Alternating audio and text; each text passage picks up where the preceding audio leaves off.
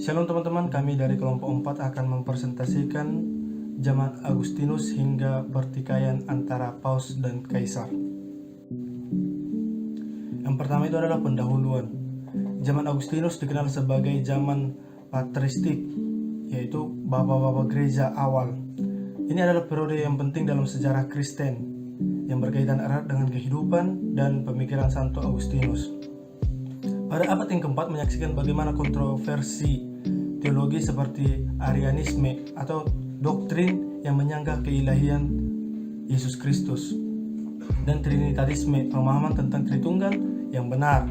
Konsili Nisea pada tahun 325 sebelum Masehi mengatasi Marianisme yang mendefinisikan keyakinan Kristen tentang keilahian Yesus Kristus. Dalam sejarah gereja Kristen seringkali disebut sebagai konflik investitur atau konflik Roma yang dipimpin oleh para paus dan kekaisaran, terutama kekaisaran Romawi suci yang dipimpin oleh kaisar-kaisar Jerman. Konflik investitur adalah salah satu contoh pertikaian antara otoritas gereja dan otoritas politik. Dalam sejarah gereja Kristen, ini mencerminkan perselisihan penting tentang kepemimpinan dan kekuasaan dalam gereja dan politik pada masa abad pertengahan tersebut.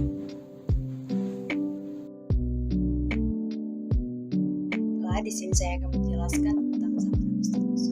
Agustinus lahir pada tahun 354 di Tagaste atau Afrika Utara. Bapak Agustinus adalah seorang non-Kristen, tetapi ibunya adalah orang yang telah beragama Kristen. Pekerjaan Agustinus adalah seorang pidato di Kartago. Agustinus adalah seorang teologia yang memiliki kitab Confessiones yang artinya pengakuan-pengakuan. Dalam Alkitab itu, Agustinus menceritakan tentang yang dimana kedurhakaannya sampai pertobatannya kepada Tuhan. Agustinus suka terhadap ajaran Manicheisme yang dimana ajaran tersebut berisi gnostik. Pada waktu ia berusia 19 tahun, dari situ mulailah Agustinus membaca sebuah kitab filsafat. Mulai dari situ ia mencari tahu tentang kitab tersebut. Kemudian Agustinus berangkat ke Roma untuk mencari tahu tentang kitab tersebut, tetapi dia belum mendapatkan kebenarannya. Ia masih tertawar di saat membaca Alkitab tersebut. Tak lama di Roma, dia harus kembali ke Milano untuk berkhotbah. Mulailah Agustinus untuk datang ke gereja untuk mendengarkan khotbah Ambrosius. Agustinus sangat tertarik terhadap khotbah tersebut. Kemudian Agustinus mulai mempelajari ajaran Neoplatonisme yang dimana ajaran tersebut membawa dia kepada agama Kristen. Ajaran Neoplatonisme ini berisi tentang kebebasan manusia dari ikatan duniawi dengan ikatan dunia rohani. Kemudian Agustinus mulai bertobat dan menyediakan dirinya untuk membaca firman Tuhan, lalu dia dibaptis. Agustinus mengatakan bahwa Allah adalah zat yang sempurna, asal mula keselamatan dan kebahagiaan. Teologi Agustinus ini semata-mata menceritakan tentang rahmat Tuhan yang bebas atau menyelamatkan manusia, walaupun manusia itu tidak layak untuk mendapatkan kasih dari Tuhan. Baik, dalam bab ini ada dua pembahasan mengenai kesenian dalam gereja lama, di mana pada bagian pertama ini membahas kesenian di dalam bangunan-bangunan kubur atau yang disebut sebagai katakombe. Lalu pembahasan yang kedua mengenai kesenian-kesenian di dalam pembangunan gereja dalam gereja lama. Baik, kita akan masuk ke dalam poin yang pertama, yaitu kaum Kristen dan Yahudi tidak mengikuti budaya orang-orang di luar Kristen. Nah, jika kita melihat pada zaman itu, orang-orang di luar Kristen memiliki tradisi pemakamannya sendiri, di mana mereka akan membakar jenazah-jenazah lalu menaruh abunya ke dalam tempayan-tempayan. Nah, tetapi orang Kristen tidak melakukan hal tradisi seperti itu, karena mereka percaya dan menantikan kebangkitan segala daging atau semua makhluk itu sendiri. Nah, jadi pada saat itu orang Kristen membuat suatu perkumpulan pekuburan agama, dan mereka membuat pekuburan yang berada di bawah tanah, yang kalau kita bisa lihat bahwa letaknya berada di luar kota Roma. Nah, pekuburan tadi itu disebut juga sebagai katakombe. Nah, katakombe ini sendiri ialah suatu ruangan-ruangan kecil yang dihubungkan dengan lorong-lorong yang biasanya tingginya 3-6 tingkat. Nah, di mana setiap tingkatnya mampu untuk menampung ratusan hingga ribuan jenazah. Nah, budaya ini atau tradisi ini dipakai orang Kristen pada zaman itu kira-kira dari tahun 100 hingga tahun 400. Selanjutnya, poin yang kedua ialah orang Kristen pada zaman itu, perasaan dan pemikiran mereka tidak lagi berpusat pada maut atau kefanaan hidup manusia, tetapi pada kebangkitan surga dan keselamatan yang bakal. Nah, hal itu dapat kita lihat kembali pada orang Kristen pada zaman itu melakukan budaya pemakaman yang memaknai bahwa mereka percaya dan menunggu kebangkitan segala daging itu. Nah, hal ini dapat kita melihat dalam pekuburan-pekuburan itu terdapat kesenian, yaitu seperti lukisan serta lambang-lambang keimanan mereka. Misalnya jika kita melihat contoh, itu ada gambar-gambar atau lambang-lambang burung merpati, sahu, bakul roti, ikan, atau dalam bahasa Yunani itu disebut iktus. Nah, iktus sendiri yaitu berarti Yesus Kristus, anak Allah penyelamat. Nah, yang dimana lukisan dan lambang-lambang tadi itu dapat melambangkan kepercayaan umat Kristen akan kemenangan mereka bersama-sama dengan Kristus dan hidup yang kekal. Poin yang ketiga yaitu zaman Kristen mula-mula orang-orang sudah mulai membangun gereja di mana mereka mencontoh dari basilika, yaitu gedung kehakiman dan perniagaan dalam kekaisaran Romawi. Nah, pada zaman itu orang Kristen sudah mulai mendirikan gereja-gereja, di mana pada zaman itu orang Kristen mencontoh dari bentuk gedung-gedung basilika atau gedung-gedung kehakiman dan perniagaan. Nah, tetapi hal itu berbeda di bagian timur, karena orang-orang Kristen mendirikan gereja yaitu berbentuk bulat serta memiliki kubah sesuai dengan gedung-gedung yang terdapat di bagian timur. Nah, di mana jika kita melihat di dalam gereja, di dalamnya terdapat ruangan-ruangan untuk beribadah, serta terdapat apsis yaitu tempat duduk uskup, yang di mana di depan apsis juga terdapat suatu meja yaitu meja perjamuan. Nah, di dalam gereja tersebut kita dapat melihat kesenian yang tergambar, yaitu kita dapat melihat bahwa di dalam gereja dihiasi oleh mosaik atau gambar-gambar yang terbuat dari batu kecil yang berwarna. Ini saya akan melanjutkan tentang menjelaskan peralihan Gereja Katolik menjadi wawasan dalam pemindahan pusat pemerintahan. Dipandang dari sudut politik, maka masa itu sulit bagi Gereja Katolik, yaitu ketika kaisar-kaisar memindahkan pusat pemerintahan ke Byzantium. Saat itulah kota Roma tidak lagi berkuasa secara politik. Pada masa itu sulit seperti itulah justru Gereja Katolik meletakkan dasar-dasar kuasanya yang kemudian hari bertambah kuat dan kokoh, yang akhirnya mampu berkuasa atas segala uskup dan daerahnya. Gereja Katoliklah yang menggantikan negara dan uskup Romalah yang menggantikan kaisar sebagai tokoh tertinggi. Yang poin kedua adalah pertobatan Clovis, raja bangsa Frank yang datang dari Jerman Barat lalu mengambil keputusan untuk masuk Katolik bersama dengan rakyatnya. Pada tahun 500 bangsa non-Kristen dari Jerman Barat, dari Jerman ini datang menduduki serta memerintah negeri Belanda dan Galilea. Clovis melihat bangsa itu terdiri dari dua perbedaan. Keyakinan dengan masuknya Clovis ke Katolik, dia menjadikan persatuan antara bangsa yang dia pimpin dan pengikutnya sehingga tidak ada perpecahan. Namun otoritas tertinggi pada masa itu ialah sang raja. Uskup dan pemerintahan gereja kurang berkuasa kala itu. Namun pada tahun 553, tentara Byzantium sudah melumpuhkan orang-orang Arian di Italia, sehingga pada akhir abad itu ada seseorang paus naik tahta yang mengemudikan gereja dengan kuat, memperluas wilayah kekuasaannya, dan paus inilah yang pertama-tama insaf, sehingga mencetuskan betapa pentingnya pertobatan bagi bangsa Jerman pada kala itu. Yang ketiga, pada poin ketiga adalah teologi Gregorius Agung melemahkan ajaran Agustinus. Menurut kriteria keselamatan kekal dihasilkan oleh kerjasama dari rahmat Tuhan dengan amal jasa dan penitensia manusia. Di poin yang ketiga ialah sebenarnya melemahkan ajaran Agustinus, adapun ajaran api penyucian untuk menebus dosa keluarga, melunasinya dengan doa, derma, dan membayar misa istimewa.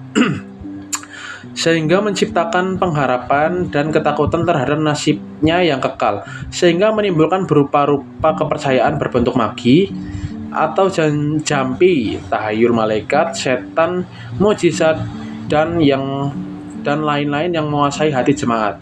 Segala perkataan tersebut tidak mempengaruhi kesalehan gereja Romawi sampai dengan sekarang.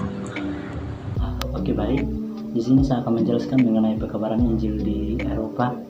Ada 2 poin penting dalam perkabaran Injil di Eropa. Yang pertama adalah misi, dan yang kedua adalah dampak. Pada abad pertama Masehi, di mana Santo Patrick, Santo Bonifatius, dan Santo Agustinus, mereka melakukan misi pada perkabaran Injil di Eropa. Yang menjadi misi mereka adalah mereka membangun gereja, membangun sekolah, serta melakukan karya sosial.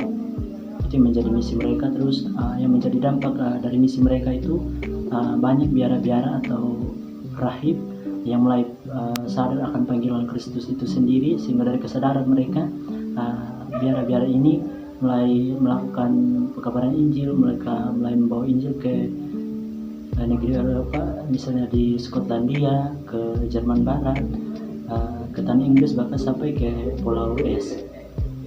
Nah, itu mengenai perkabaran Injil di Eropa. Waktu selanjutnya diberikan kepada teman saya untuk menyampaikan materi berikutnya. Terima kasih. Oke, di sini saya akan menjelaskan tentang gereja dalam semasa Karel Agung. Di sini ada 3 tahapan, yaitu sebelum, semasa, dan setelah. Sebelum Karel Agung, gereja masih di bawah pimpinan Karel Martir. Dia meletakkan kerajaan Kristen di bawah pimpinannya. Dia juga meliputkan kerajaan Kristen dari bahayanya Islam. Dan pada tahun itu ada ambisi dari orang Langobardia untuk menyerang kota Roma. Di situ para paus tersebut meminta bantuan dari pemimpin pendek anak dari Karel Agung tersebut, dan mereka pun mengalahkan penduduk Langobardia dan mereka menyerahkan sebagian tanah dari mereka. Dan pada tahun itu pun berdirilah negara gereja. Ya, yang kedua, semasa Karel Agung. Semasa Karel Agung, gereja mulai memuncak.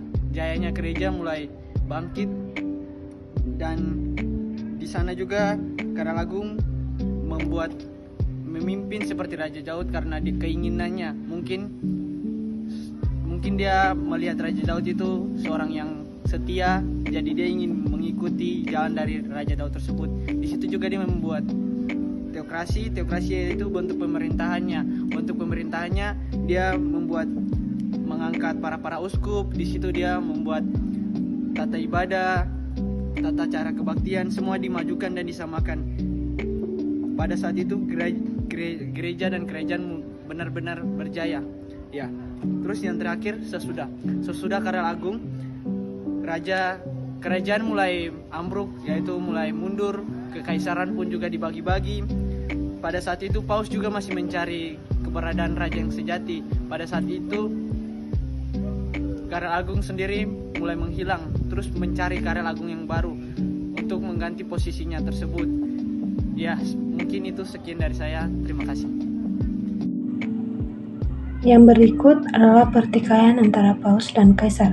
Selama 3 abad pertama, gereja Kristen tidak ada satupun paus, dan banyak imam yang diangkat menjadi paus di tempat lain selain Roma, dan pada tahun 150 Masehi, Roma mempunyai seorang paus.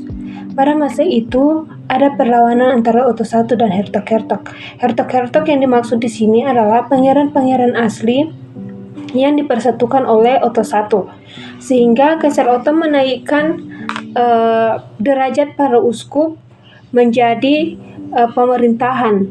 Dari sinilah kepentingan politiklah yang diutamakan oleh para kaisar. Mulai dari pemerintahan Otto I, timbul pergerakan pembaruan yang hendak menyucikan kepausan dan gereja.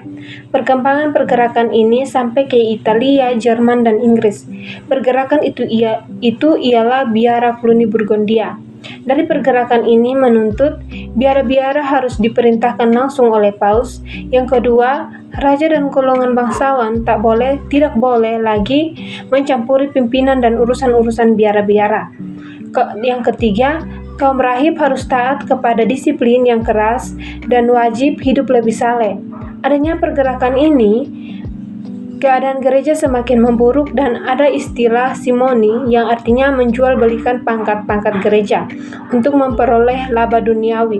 Kita bisa lihat dalam Kisah Para Rasul 8 ayat 18. Kemudian Paus Gregorius IV melarang para imam-imam untuk tidak boleh menikah. Adanya peraturan baru mengenai larangan agar imam-imam tidak menikah, Kaisar Hendrik III mulai membenarkan kepausan juga. Pada masa itu, dipecatnya 3 paus dengan waktu yang sama.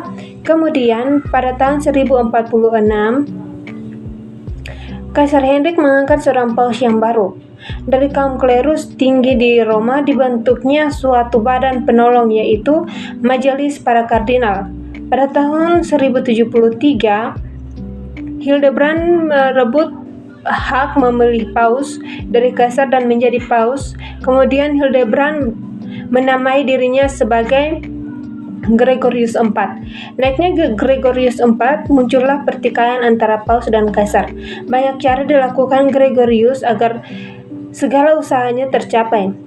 Kaisar Jerman Hendrik IV tidak suka dengan keputusan Gregorius sehingga disuruhnya para uskup untuk memecat paus, akan tetapi Hendrik IV dikutuk dan dilepaskan dari pangkatnya oleh Gregorius. Tetapi Hendrik tidak menyerah dan kembali berkuasa sehingga ia menyerang Gregorius, dan para tentara sudah dikalahkannya Gregorius pada tahun 1084, seorang paus memahkotai Hendrik sebagai kaisar dan Gregorius dibuang. Setelah kematian Gregorius, para penggantinya melanjutkan semua perjuangan mengenai investur. Berjalannya waktu, gereja dilakukan dengan memberi cincin. Investur gereja dilakukan dengan memberikan cincin dan tongkat uskup oleh paus. Dan akhirnya keputusan dari segala pertikaian menurut Concordat bahwa para uskup harus dipilih oleh klerus. Selanjutnya adalah tanggapan kritis dari kelompok. Dalam buku ini dapat menjelaskan tentang Agustinus, juga memiliki pengaruh yang sangat positif dalam pengembangan pemikiran teologis Kristen. Dan banyak teolog Kristen yang menghargai sumbangan besar yang telah dia berikan. Meskipun ada kritik terhadap pemikiran Agustinus tentang Trinitas, dia tetap merupakan salah satu teolog Kristen yang paling berpengaruh dalam sejarah gereja dan tetap menjadi subjek kajian teologis yang mendalam. Selanjutnya adalah pertanyaan kritis. Ada 3 pertanyaan kritis dari kelompok. Yang pertama yaitu bagaimana konversi kekaisaran Romawi menjadi Kristen pada masa Kaisar Konstantinus memengaruhi perkembangan Kristen sebagai agama resmi, dan apa dampaknya terhadap penganiayaan terhadap umat Kristen. Yang kedua, bagaimana peran Santo Agustinus dalam pemikiran teologis Kristen, terutama dalam konteks pemahaman tentang dosa, kasih karunia, dan kehendak bebas mempengaruhi perkembangan doktrin Kristen. Yang ketiga, bagaimana seni Kristen dalam gereja kuno mencerminkan ekspresi iman Kristen yang mengapa seni tersebut dianggap sebagai alat untuk mengajar ajaran Kristiani kepada masyarakat pada masa itu.